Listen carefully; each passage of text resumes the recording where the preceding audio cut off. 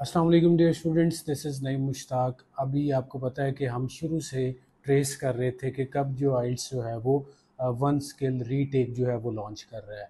हमारी पहली वीडियोस में हमने आपको बताया कि अभी इसका प्रोजेक्ट जो है वो पायलट प्रोजेक्ट फेज़ में है, जो ऑस्ट्रेलिया में चल रहा है।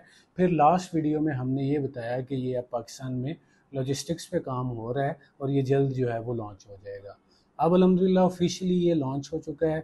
इसमें कुछ डिटेल्स हैं, क्योंकि आपको ये पता चल गया कि ये लॉन्च हो गया, लेकिन कुछ इसकी डिटेल्स हैं जो मैं इन डेप्थ आपको बताना चाह रहा हूँ, ताकि आपको आइडिया हो जाए कि आप इस फैसिलिटी से कितना और किस हद तक फ़ायदा जो है वो ले सकते हैं, कैसे ले सकते हैं। अच्छा, सबसे पहली चीज़ जो आपने नोट करनी है वो ये है कि अभी जो OSR वन स्किल रीटेक जो है ये सिर्फ़ और सिर्फ कंप्यूटर बेस्ड टेस्ट पे अवेलेबल है, एकेडमिक और जर्नल पे। UKVI टेस्ट पे अभी ये इम्प्लीमेंटेड नहीं है, और जो है वो फ्यूचर में हो सकता है कि ये UKVI पे भी इम्प्लीमेंट हो जाए। सेकंड थिंग जो आपने ये ज़हन में रखनी है कि ये 60 डेज़ के अंदर अंदर आपने अप्लाई करना है आफ्टर ओरिजिनल टेस्ट डेट। अच्छा, एक और चीज़ जो मैं इसमें ऐड करूँगा वो ये है कि आप सिर्फ एक टाइम में एक ही स्किल को चेक करवा सकते हैं ऑन वन टेस्ट। ये नहीं हो सकता कि एक दफ़ा आप स्पीकिंग जो है वो रीटेक कर लें या रीचेक करा के उसको रीटेक कर लें, या दूसरे नंबर पे जो है वो आप लिसनिंग भी करवा लें। So there is one possibility for one skill at one time. ठीक है जी। अच्छा, इससे आगे जो आपको डिटेल पता होनी चाहिए, इसकी तकरीबन फ़ीस जो है वो 33,000 के अराउंड है। प्लस इसमें भी आप EOR inquiry on result require कर सकते हैं।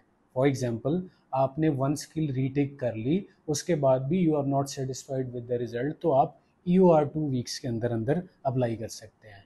एक और बड़ा इंपॉर्टेंट पॉइंट जो आपने यहाँ पे कंसिडर करना है वो ये है कि आपका अगर खुदा ना खास्ता स्कोर रीटेक में सही नहीं आता, वन स्किल रीटेक में, तो आप अपना ओरिजिनल पुराना रिजल्ट भी यूज़ कर सकते हैं। अगर आपका स्कोर इम्प्रूव हो जाता है तो आपको एक नई जो है जो रिज़ल्ट कार्ड है वो TRF इशू कर दी जाएगी, उसको आप यूज़ कर सकते हैं, और ये सिर्फ एक इलेक्ट्रॉनिक TRF आपको भेजी जाएगी, हार्ड कापी आपको इसकी नहीं प्रोवाइड की जाएगी। इसके साथ इसकी कुछ और चीज़ें हैं जो मैं आपको बताना चाह रहा हूँ, जिससे आपको फ़ायदा होगा कि आप जब जो है वो ब्रिटिश काउंसिल से टेस्ट में अगर अपीयर हुए हैं, तो ये नहीं हो सकता कि आप OSR IDP से या AEO से अप्लाई कर लें। वो आपको सेम बॉडी के थ्रू ही अप्लाई करना होगा। एक और चीज़ जो इसमें इम्पोर्टेंट है वो ये है कि अगर आपने अपने ओरिजिनल टेस्ट पे पासपोर्ट शो किया था और आप अपनी OSR में भी फिर पासपोर्ट ही लेके जाएंगे, other identity documents will not be accepted. For example, किसी वॉश के सिनेरियो में अगर आपका उस दौरान पासपोर्ट या ID कार्ड जो आपने प्रोड्यूस किया था वो एक्सपायर हो जाता है, तो आप उसकी कलर कॉपी लेके जाएं और उसको वहाँ पे सबमिट करवा दें।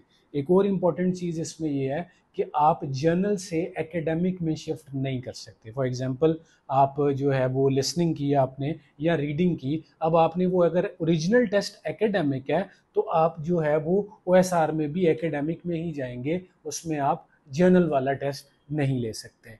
एक और इम्पॉर्टेंट चीज़ जो मैं आपको इसमें ऐड कर रहा हूँ वो ये है कि आपने अपने उसी रीजन में रीटेक करना है जिस रीजन में आपने टेस्ट दिया था। इस्लामाबाद है, फॉर एग्जांपल आपने पेशावर में टेस्ट दिया है, आप इस्लामाबाद में तो दे सकते हैं, लाहौर में आके नहीं दे सकते, एंड वाइस वर्सा। जो रीजन्स हैं उसी के अंडर आप जो है वो टेस्ट दे सकते हैं।